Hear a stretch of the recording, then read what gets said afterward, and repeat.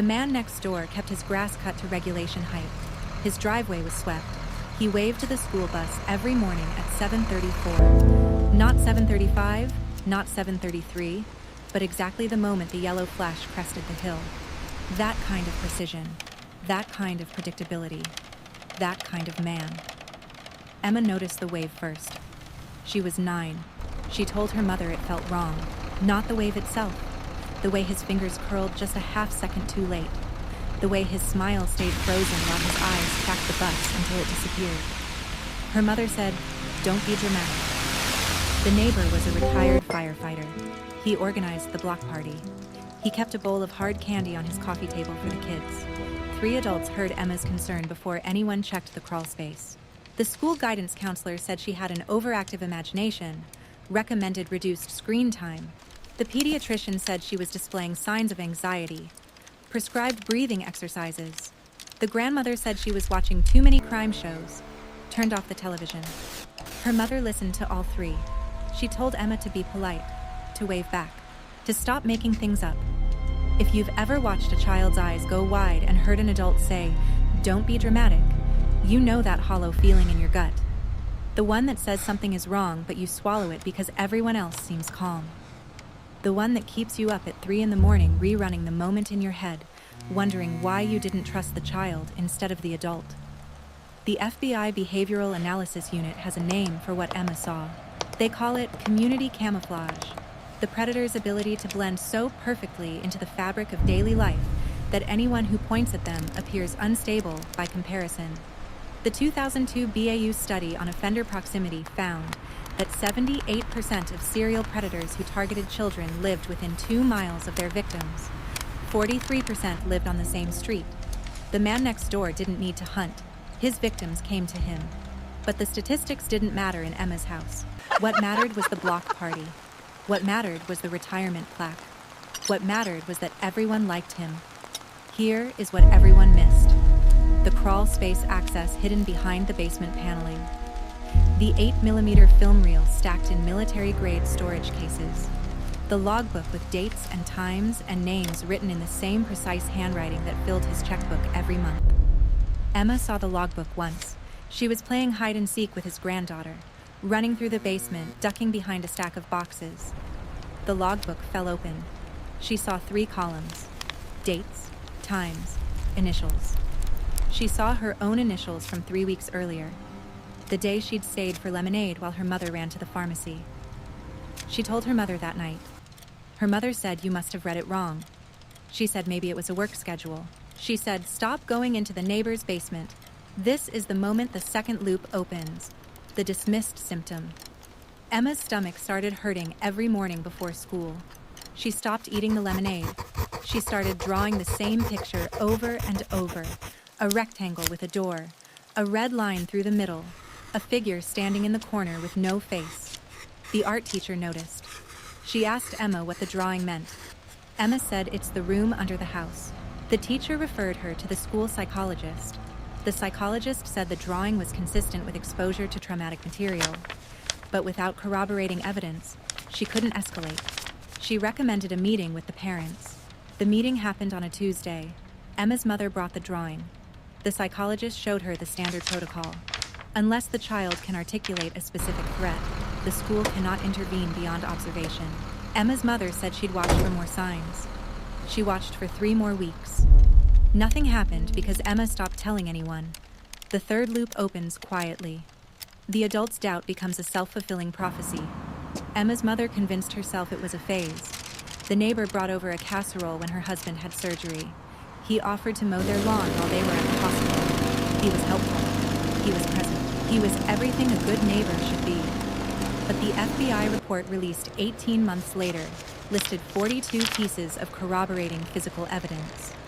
The thermal imaging conducted by the University of North Texas Institute of Forensic Science detected heat signatures consistent with recent excavation in the crawl space.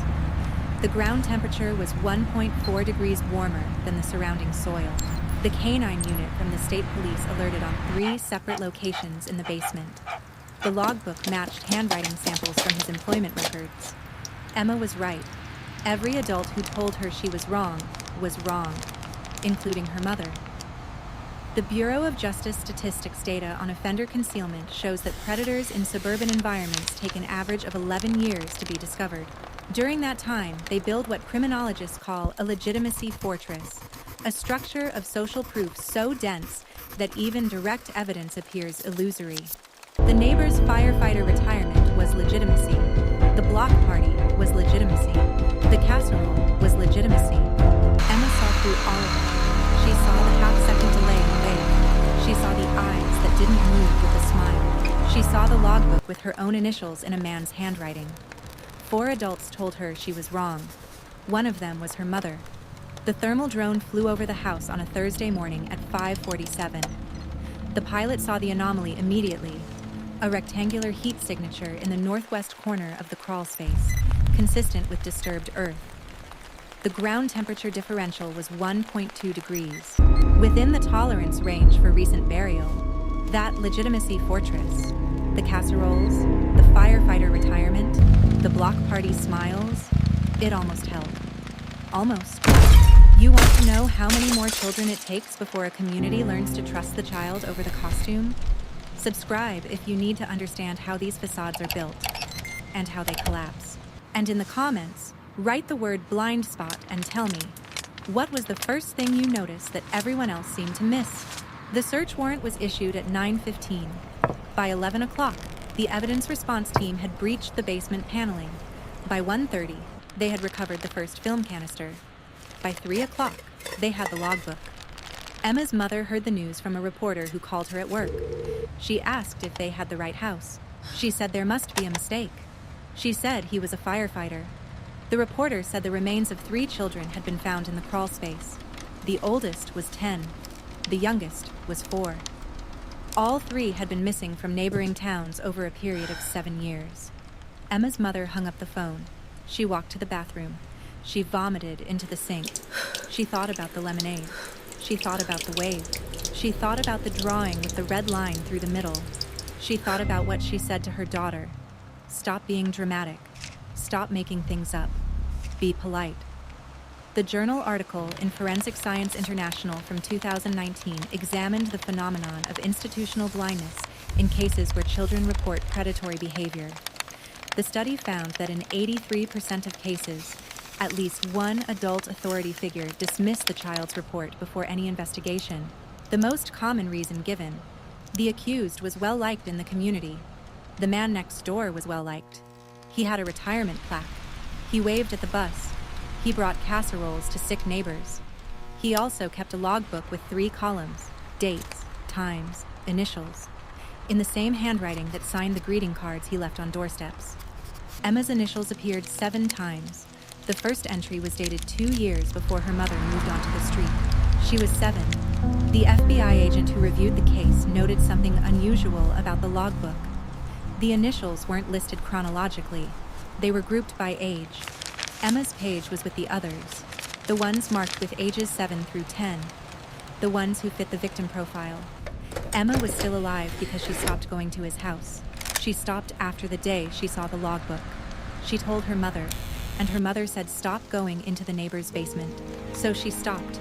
She didn't tell anyone else because everyone else already told her she was wrong. The Bureau of Justice Statistics tracking study on offender reoffense rates found that predators who are confronted before being reported are 47% less likely to reoffend within the same radius. The confrontation doesn't have to be public. It doesn't have to involve law enforcement. It just has to be someone who says, "I see you." No one said that on Emma's street. Not until the thermal drone found the heat signature. Not until the canine unit alerted on the basement floor.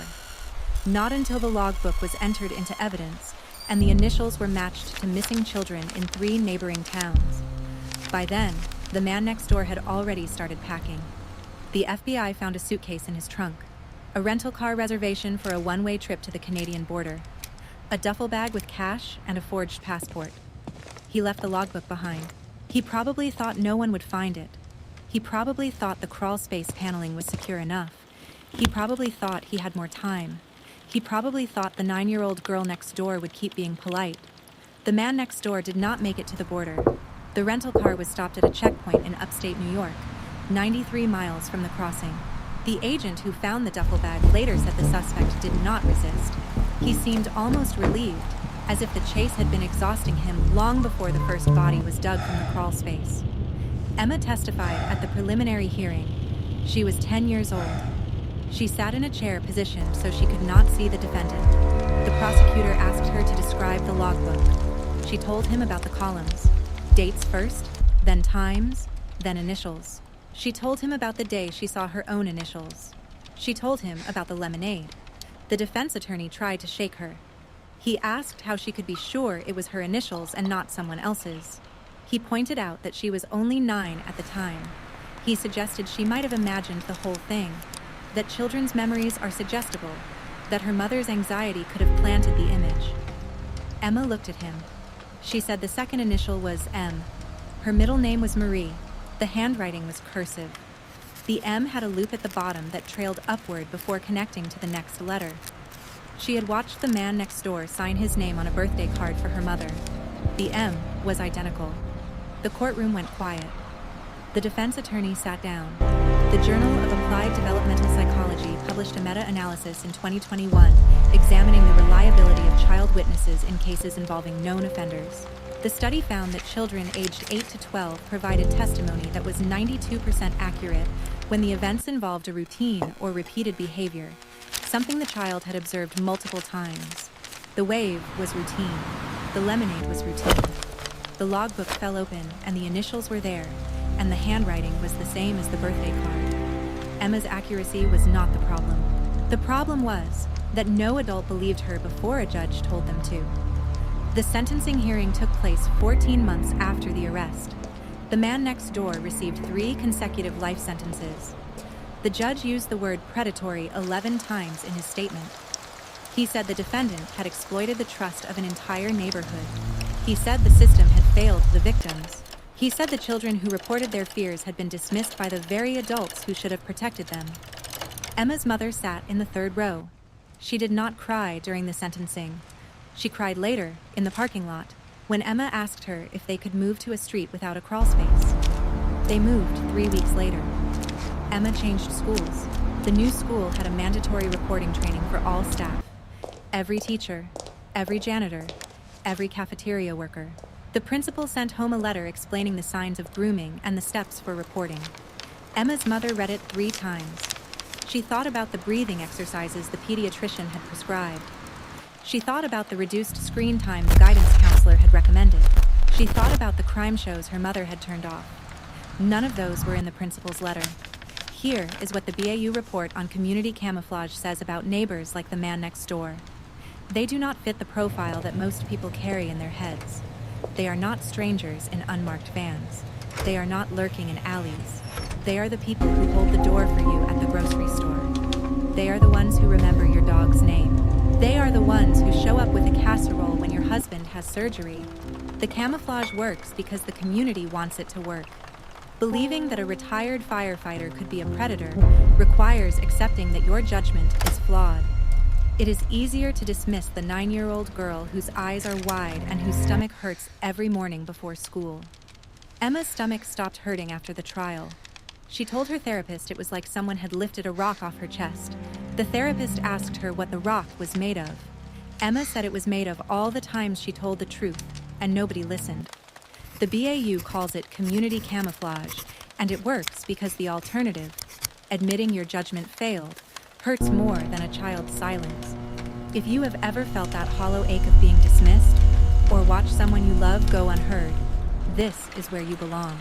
Subscribe so you do not miss the next case where the evidence was always there, buried under politeness. Drop the word rock in the comments. 1 word for every time you told the truth, and nobody listened. The therapist documented the session. She noted the child's insight. She filed a report that went into Emma's permanent record. It said, "Patient shows advanced understanding of adult denial mechanisms. Recommended continued therapy and a safe environment for future disclosures." Emma's mother kept a copy of that report in her nightstand drawer. She read it on nights when she could not sleep.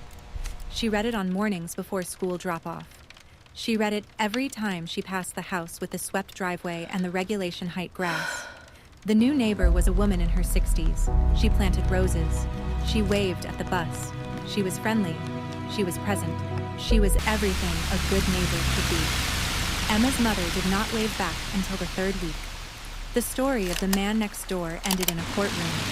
The story of Emma began on the day she told her mother the truth, and her mother said, "Don't be dramatic." That moment did not end in a courtroom. It ended in a parking lot with a 10-year-old girl asking if they could move to a street without a crawl space. There are streets with crawl spaces in every town. There are logbooks hidden behind paneling in every county. There are children who see the half-second delay in the wave and hear adults say, "Stop making things up." The FBI report listed 42 pieces of evidence. The most important one was not the film canisters or the logbook or the thermal imaging. The most important one was the 9-year-old girl who looked at her mother and said something is wrong with the man next door. She was right. She was right from the first wave at 7:34. She was right from the lemonade. She was right from the logbook with the cursive M. The Bureau of Justice Statistics tracking study found that predators who are confronted before being reported are 47% less likely to reoffend within the same radius. 47% is not a guarantee, but 47% is more than zero, and zero is what Emma's street had. The man next door is serving 3 consecutive life sentences. He will never wave at a school bus again. He will never leave a casserole on a doorstep. He will never write another line in a logbook. But there is another man on another street in another town with a swept driveway and a retirement plaque and a crawl space that nobody has checked. Emma is 12 now. She draws different pictures. Sunflowers, her dog, the new house. She does not draw rectangles with doors and red lines through the middle. She does not draw faceless figures in corners. She also does not drink lemonade. Her mother keeps a note on the refrigerator. It says, "When Emma says something is wrong, believe her." The note is written in permanent marker. It has been there for 2 years. The thermal drone flew over that house on a Thursday morning at 5:47. The pilot saw the anomaly immediately, but the pilot was not the first person to notice something was wrong. The first person was a 9-year-old girl who watched the man next door wave at the bus and felt a cold certainty settle in her chest. The BAU profile should have a chapter about that feeling. The feeling that a child carries when every adult in the room is telling her she is wrong and she knows she is right. Emma carried it for 18 months. She carried it through the dismissal and the breathing exercises and the grandmother who turned off the television. She carried it through the casserole and the block party and the meeting with the school psychologist. She carried it until the FBI agent called her mother and said, "We found the bodies." The agent asked Emma if she had anything to add. She said the M had a loop at the bottom. She said he always waved at 7:34. She said he never offered her lemonade after she saw the logbook. She did not say she was scared. She did not say she was angry. She said the logbook was in the second box from the left, behind the paneling with the loose screw. She was precise. She was specific. She was exactly what the Forensic Science International study described as a high-reliability child witness. The study noted that children who provide granular detail about routine events, times, dates, physical descriptions, are less susceptible to suggestion than children who describe emotions. Emma described the M. She described the wave. She described the lemonade. She did not describe her own fear. The definition of institutional blindness is the failure to recognize a threat because the system around you is designed to maintain normalcy. Emma's school had a normalcy problem. The grandmother had a normalcy problem. The guidance counselor had a normalcy problem. Emma's mother had a normalcy problem. She fixed it the day the reporter called. She fixed it in the bathroom sink. She fixed it in the parking lot when her daughter asked to move. But the fix came after 31 months of normalcy. 31 months of the man next door living 2 houses away with a crawl space that held 3 bodies. The Forensic Science International study found that the average time between a child's first report and official investigation is 62 days when the child is believed. When the child is not believed, the average is 17 years, or never. Emma's first report was dismissed by 4 adults. Her official investigation began when the thermal drone detected the heat signature, not when she described the logbook. 17 years is a lifetime. 62 days is a school semester. The difference between them is a single adult who says, "I believe you." Emma never got that adult. Not from her mother, not from the guidance counselor, not from the school psychologist. She got it from the FBI agent who interviewed her after the evidence was already in the box. The agent was a woman in her late 40s. She had been in the bureau for 22 years. She had interviewed hundreds of children. She sat across from Emma and said, "Tell me everything you remember, from the beginning." Emma told her from the beginning. The wave, the lemonade, the logbook, the M. The agent said thank you. She said you have excellent recall. She said you were very brave. Emma did not feel brave. She felt like someone had finally turned on the lights in a room she had been standing in for 2 years. That agent attended the sentencing hearing. She sat in the back row, watched Emma's mother cry, watched the defense attorney sit down after the handwriting question. She waited until the courtroom emptied, then walked to the parking lot where Emma and her mother stood beside a car with an empty back seat. She handed Emma a card. It had her direct office number. She said, "If you ever see something again, you call this number. You don't need an adult's permission." Emma took the card. She put it in the pocket of her jacket. She did not lose it. She did not leave it on a dresser. 2 years later, the card was still in the same jacket pocket, creased from folding, the ink slightly smudged from a wash cycle. The Bureau of Justice Statistics tracking study mentioned something else. Predators who are confronted early often change their selection criteria. They move to younger victims. They move to less verbal victims. They move to children whose parents do not ask questions. Emma was 9. She was verbal. She had a mother who, eventually, asked questions. But the window between the first question and the official investigation was 18 months. In 18 months, a predator can establish patterns with 3 new victims. The man next door did not establish new patterns. He was caught before he could adapt. But the BAU profile noted something in the logbook. The initials of the 3 victims found in the crawl space all appeared in the year before Emma moved onto the street. After she moved in, the initials of local children appeared, but none of those children went missing. The BAU analyst wrote, "It appears the subject paused his pattern after the child reported him. He may have been waiting to see if the report was taken seriously. When it was not, he began planning his relocation." Emma's report did not stop him. It paused him. Pausing was enough to save the children who might have followed, but pausing is not stopping. And the difference between pausing and stopping is the difference between a child who is believed and a child who is not. The man next door started packing the week before the thermal drone flew. He had the duffel bag ready. He had the forged passport. He had the cash. He was not going to pause again. The FBI agent who stopped him at the checkpoint said the suspect had a photograph in his wallet. It was not a family photo. It was a picture of the neighborhood taken from his front porch. The houses were labeled with ages, the ages of the children who lived in each one. Emma's house had a label. It said 9, then was crossed out. The agent asked him about the crossed out number. The suspect did not answer. He did not speak for the remainder of the ride to the federal detention facility. The psychologist who evaluated him before trial noted something in the intake report. The subject shows no remorse. He expresses only frustration at the timing of his discovery. He believed he had another 6 months before anyone checked the crawl space. He was off by 5 days. Emma's mother called the FBI agent 6 months after the sentencing. She asked if there was anything else she should know. The agent said the logbook had been analyzed by a forensic linguistics team. They found that the initials of the victims had been written in a different ink color than the dates. The ink was a precise match to a pen found in the suspect's desk drawer. She asked if Emma's initials were in the same ink color. The agent paused. She said yes. They were written on the same day the neighbor brought the casserole. The afternoon he brought the casserole was the same afternoon Emma's mother said maybe it was a work schedule.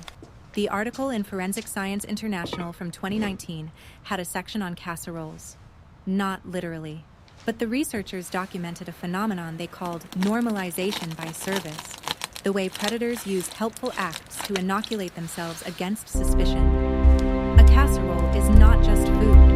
It is a statement. I am part of this community. I care. The casserole was a shield, and she carried it herself. Subscribe so you don't miss the next piece of this investigation, because what you just learned changes how you read every neighborly gesture from now on. Drop the word casserole in the comments if you've ever had that hollow feeling, when a kind act suddenly feels like a cover for something you can't name yet. The man next door brought 2 casseroles that year. One for the surgery, one for the school bake sale. The second one was dropped off by Emma's mother at the school table, with a card that said from the neighbor down the street. She did not know what she was carrying. Emma knew. She watched her mother carry the casserole to the car. She did not eat any of the second one. The school bake sale raised $463. Emma's mother bought a loaf of zucchini bread. She did not know the man next door had made the zucchini bread. Emma did not tell her. She had already learned what happened when she told. The cycles of dismissal in that house lasted 18 months, but the consequences of those cycles will last Emma's entire life. The therapist's report noted heightened vigilance, selective mutism around adults, a persistent need for external validation before trusting her own perception. The diagnosis was complex trauma, the kind that comes not from a single event, but from the sustained absence of safety. Safety is not a lock on the door. Safety is a child saying something is wrong, and an adult saying, "I believe you." Emma said it.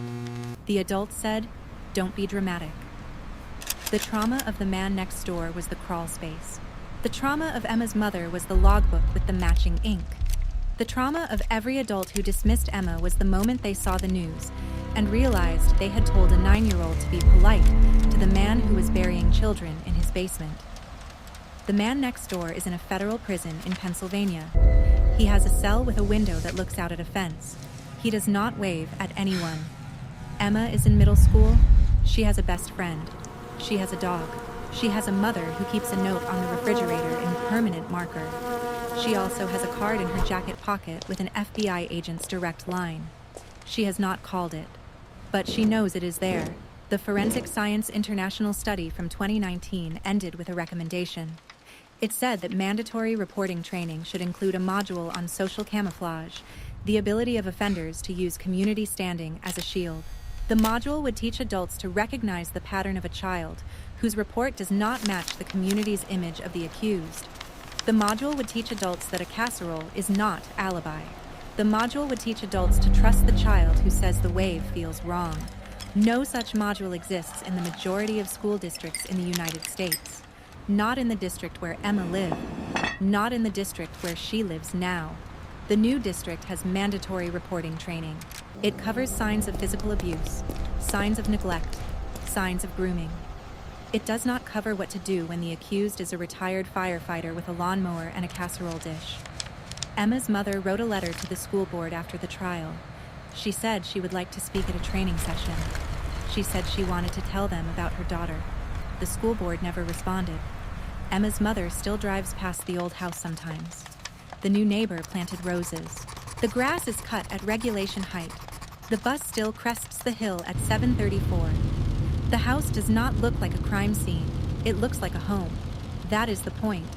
The BAU report on community camouflage says the ideal predator environment is one where the neighbors mind their own business, where the curtains stay closed, where the casseroles are accepted without questions, where a 9-year-old girl can tell 4 adults something is wrong, and all 4 of them tell her to be quiet.